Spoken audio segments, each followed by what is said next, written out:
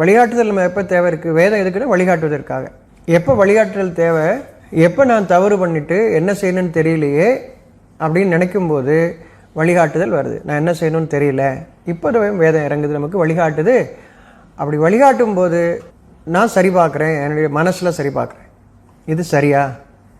ஒரு வழிகாட்டுதல் சொன்னாங்களே, இது சரிதானா? அப்படி அது சரிதானான்னு தெரிஞ்சு அந்த சரியானதை நான் பின்பற்றும் போது, கெட்டதை விட்டுட்டு சரிதான்னு சொல்லும்போது எது கெட்டதுன்னு நமக்கு அறிவிக்கப்படுது, எது நல்லதும் அறிவிக்கப்படுது.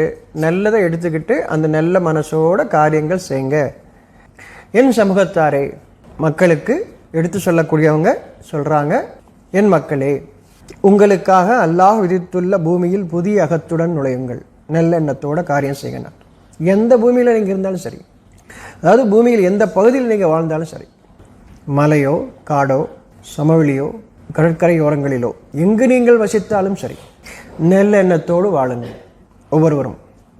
இன்னும் நீங்கள் புறமுதுகு காட்டி திரும்பி விடாதீர்கள், நீங்கள் நட்டமடைந்தவர்களாகவே திரும்புவீர்கள். நல்ல மனசோட காரியங்கள் ஈடுபடுங்க. புறமுதுகு காட்டி விடாதீர்கள் அப்படின்னா திரும்பி நிற்கிறதுன்னு அர்த்தம் இல்லை. உங்கள் பழையதை, உங்களுக்கு சொல்லிக் கொடுக்கப்பட்ட புரியாமல் நீங்கள் செஞ்சுக்கிட்டு இருக்கக்கூடிய அந்த கடந்த காலத்தை, உங்களுக்கு பின்புறத்தை பயணம் பண்ணும்போது நம்ம முதுகு எந்த பக்கம், நம்ம விட்டுட்டு வந்த பக்கம் தான் முதுகு இருக்கும் இல்லையா? முகம் முன்னோக்கி இருக்குது, முதுகு நம்ம எதை விட்டுட்டு வந்தோமோ அதை நோக்கி இருக்குது. அந்த பக்கமாக திரும்பி அங்கே என்ன இருக்குதுன்னு பார்க்காதீங்க, புதிய நல்ல மனசோட காரியங்கள் செய்யுங்கன்னு அறிவிக்கிறேன். அப்போ இந்த பூமியில் ஒரு சிரமம் வந்துருச்சுன்னா இறைவன் நம்மளை வழிகாட்டுறான், நீங்கள் நல்லெண்ணத்தோடு இந்த பூமியில் வாழுங்க, இல்லைன்னா உங்களுக்கு நட்டம்தான்றான். ஏன் நட்டம்?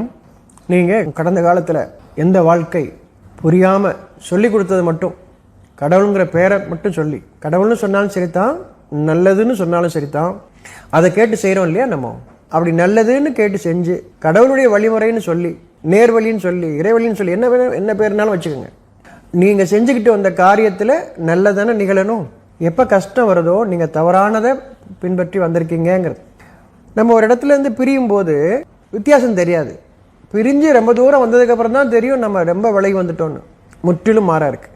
அப்போ பிரியும் போது உங்களுக்கு தெரியறது இல்லை, பெரிய வித்தியாசம் தெரியல, எல்லாம் ஒரே மாதிரி தான் இருக்குது. நீங்கள் பிரிந்து அந்த பாதையில் ரொம்ப தூரம் போயிட்டீங்க, அப்போ தான் தெரியுது இந்த முற்றிலும் வேறா இருக்குது அப்படின்னு. நம்ம நினச்சது இது இல்லையேன்னு, உங்களை பிரித்து அங்கே போயிடுச்சு. இப்போது நீங்கள் என்ன செய்யணும் தெரியலங்கும் போது, இப்போது இறைவன் நம்ம வழிகாட்டுறான், புதிய அகத்துடன் நல்ல எண்ணத்தோடு நீங்கள் அந்த காரியங்கள் ஈடுபடுங்க. நான் நீங்கள் போக வேண்டிய பாதையில் நான் உங்களை ஒன்று சேர்க்குறேன், நீங்கள் போக வேண்டிய பாதை நான் உங்களுக்கு காட்டுறேன். இல்லைன்னா பின்னாடி திரும்பி பார்த்து அதை சொல்லிக் கொடுக்கப்பட்டதை மறுபடியும் செய்ய ஆரம்பிச்சிங்க, உங்களுக்கு நட்டமாகிவிடும்.